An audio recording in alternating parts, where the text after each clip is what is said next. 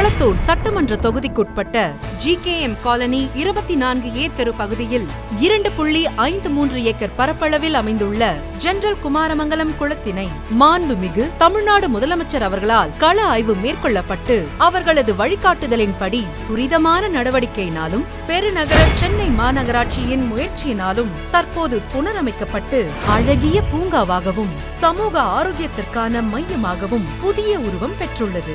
சென்னை பெருநகர வளர்ச்சி திட்டம் CMCDM நிதியின் கீழ் ரூபாய் 289.40 லட்சம் மதிப்பீட்டில் குளம் ஆழப்படுத்தும் பணிகள், புதிய குளக்கரை அமைத்தல், 460 மீட்டர் நீளத்திற்கு நடைபாதை மற்றும் 500 மீட்டர் நீளத்திற்கு சுற்றுச்சுவர் அமைத்தல் ஆகிய பணிகள் சிறப்பாக நிறைவேற்றப்பட்டுள்ளன.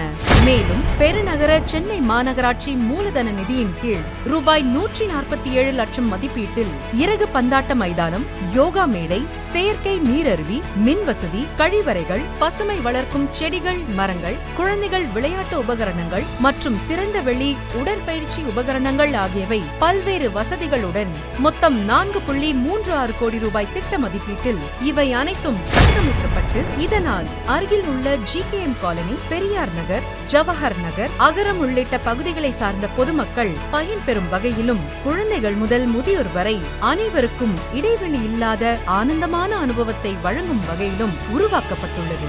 இத்தகைய மக்கள் நல நோக்கில் நிரம்பிய வளர்ச்சி திட்டங்களை செயல்படுத்தி பொதுமக்களின் பயன்பாட்டிற்காக இன்று திறந்து வைத்தமைக்கு மாண்புமிகு தமிழ்நாடு முதலமைச்சர் திரு மு.க. ஸ்டாலின் அவர்களுக்கு எங்களது நெஞ்சார்ந்த நன்றிகள். இது மாற்றமல்ல, இது மக்களின் வாழ்க்கை தரத்தை உயர்த்தும் புரட்சி.